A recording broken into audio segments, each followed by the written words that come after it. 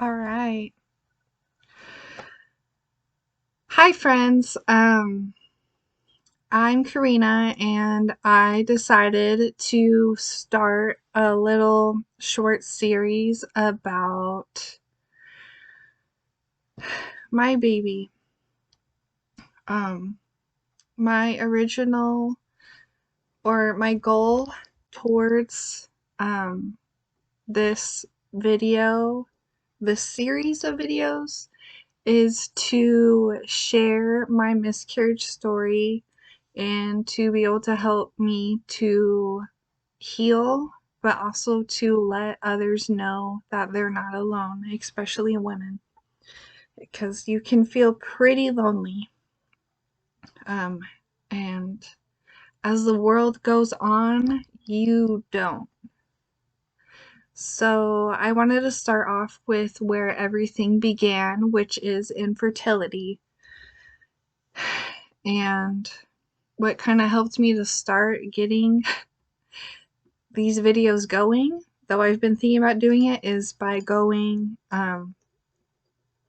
needing to do a project for my class. So I'm going to talk about infertility and some facts and then share my story. And this is where everything began. So, infertility, what is it? It's defined by the Mayo Clinic, and if you go to a doctor, they'll share that it's, the inability to conceive despite frequent unprotected sex in a year's time. And this applies to most couples.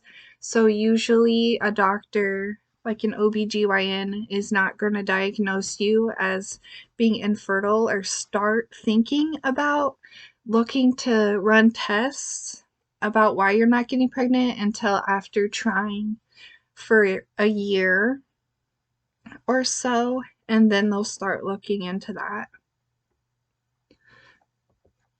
So, how common is infertility?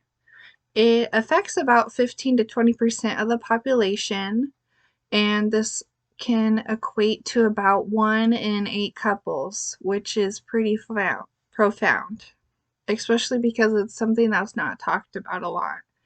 I've found as I've gotten older that there's things that nobody prepared me for. Um, and I just start learning to prepare for it because now I'm in the situation of, oh, I'm trying to get pregnant, or I'm pregnant now. You know, there's anxiety. So, um, with my class, we've been learning that in many cultures, the lack of fertility reflects poorly on women mostly because woman and motherhood is seen as something really important and vital to produce offspring for the family and also, for the community. So, some factors that are rolling into causing infertility to rise is couples waiting longer to get married and to start trying to get pregnant. And then there's also environmental things like pollution and what you're eating, and if you have a health condition. And for women, also, if they've had any surgeries in the abdominal or pelvic area, because those muscles are vital to helping with the anatomy of the uterus and holding it up and making it viable to have children. So, what can be done about infertility? Luckily, um, we live in the 20th century, year 2022, and though infertility is common, there's ways that we can, try and figure this out. Um, so, infertility can occur primarily or secondary, and either primary is if you have never had children before and you're having a hard time conceiving. And then secondary is if you've had a child before with no help, but now you want to have another one and you're having issues. So both can happen. And so some people might think that they don't have a problem, or others just want to naturally conceive. Because, going along with the culture, the shame that might happen, or if you have to look for help. So we do have technological advances and medications that can help with, ovulation, and then they'll run tests to see, like, is it the woman is having a hard time ovulating, or like what's the anatomy of her uterus and what are her cycles like. And then they'll check for the man, they'll have him do a sperm test and see, like, is he producing enough sperm, is there enough healthy sperm. And they'll also be like, oh, try using fertility friendly lubricants. There's also more advanced things like insemination or in vitro, or even going adoption or surrogacy routes. But unfortunately, insurance does not cover these, and so it can cost a lot of money, which will leave those that are poor and trying to have a family unable or less likely to use them. And it's really interesting because, reproductive rights were able to have abortions as women, and because that's a right to produce offspring.